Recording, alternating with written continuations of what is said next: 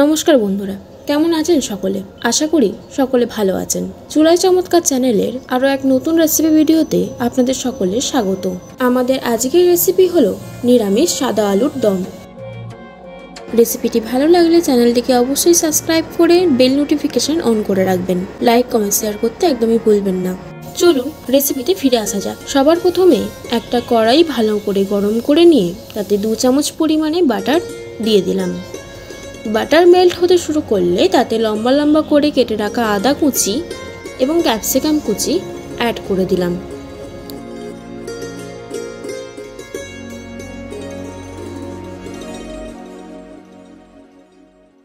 হালকা একটু সটে করে নেওয়ার পর তাতে টমেটো কুচিগুলো অ্যাড করে দিলাম। বেশ ভালো করে সব উপকরণগুলো নেড়ে নিতে হবে। হালকা সটে হয়ে এলে তাতে স্বাদ মতো লবণ এবং গোলমরিচ গুঁড়ো দিয়ে দিলাম। সব উপকরণগুলো ভালোভাবে মিশিয়ে নিতে হবে। ভালো করে নেড়ে চেড়ে নেওয়ার পর অন্য পাত্রে তুলে নিলাম। অন্যদিকে একটি কড়াই খুব ভালো মতো গরম করে নিয়ে তাতে পরিমাণ মতো সাদা তেল দিয়ে দিলাম। স্বাদ মতো লবণ অ্যাড করলাম। তেল ভালো মতো গরম হলে তাতে আগে থেকে সেদ্ধ করে রাখা ছোট আলুগুলো দিয়ে দিলাম।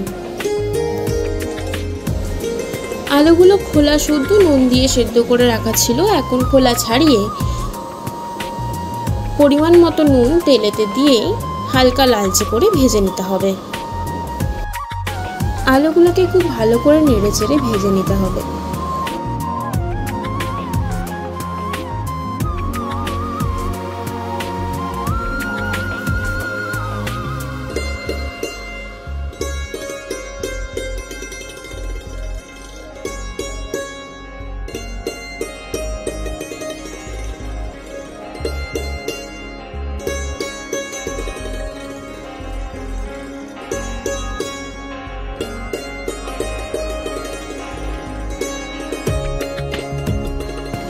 আলু ভাজা আমাদের এখন একদম কমপ্লিট। আমরা আলুগুলো অন্য একটি পাত্রে তুলে নিলাম।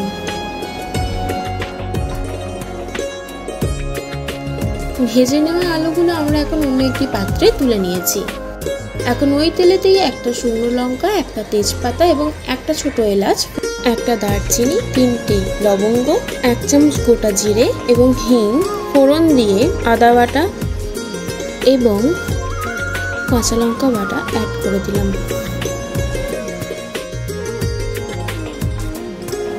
মশলাটা খুব ভালো করে কষিয়ে নিতে হবে।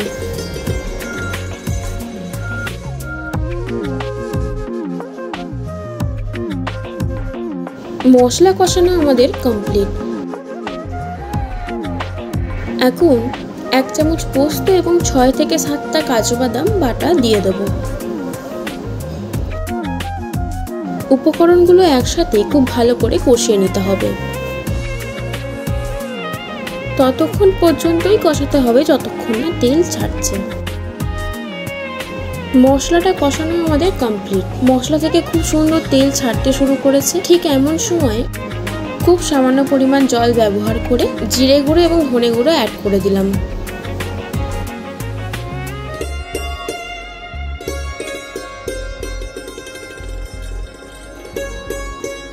ভালো করে নেড়ে চেড়ে মশলা খুব ভালো করে কষিয়ে নিতে হবে।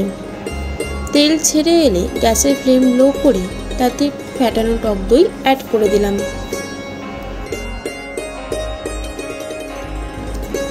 টক দই ব্যবহারের আগে অবশ্যই গ্যাসের ফ্লেমটাকে লো করে রাখবেন। উপকরণগুলো খুব ভালোভাবে মিশিয়ে নিতে হবে।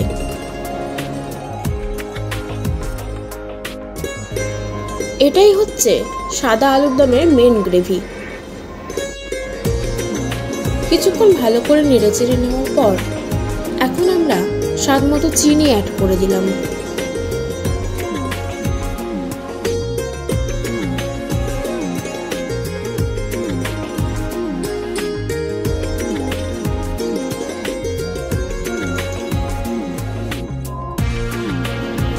ঠিক এই মুহূর্তে আপনারা লবণের টেস্টটাও দেখে নিতে পারেন, যদি প্রয়োজন হয় তাহলে অবশ্যই ব্যবহার করতে পারেন।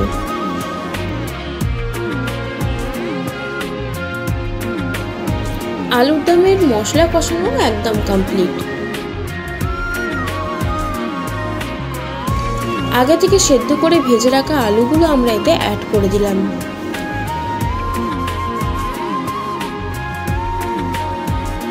ভেজে রাখা আলুগুলো মশলার সাথে খুব ভালো করে কষিয়ে নিতে হবে।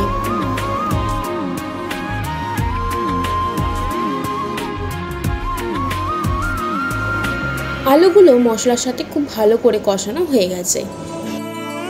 এখন পরিমাণ মতো জল দিয়ে দিলাম।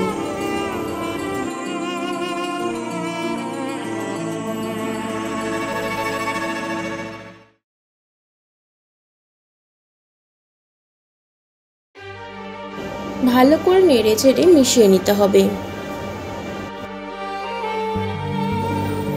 1 ফুট ধরে নিলে তাতে 4টে কাঁচা লঙ্কা দিয়ে দিলাম। কাঁচা লঙ্কার ব্যবহার আপনারা আপনাদের স্বাদ মতো করবেন।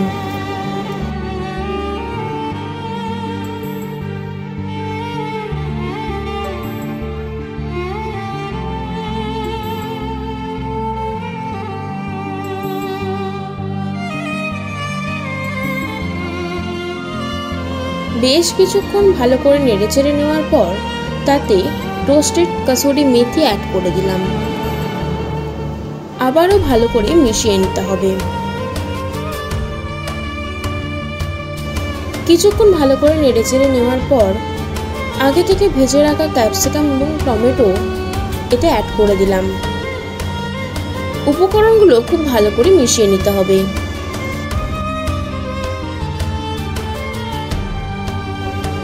আমরা আজকের রেসিপির একদম শেষ পর্যায়ে চলে এসেছি।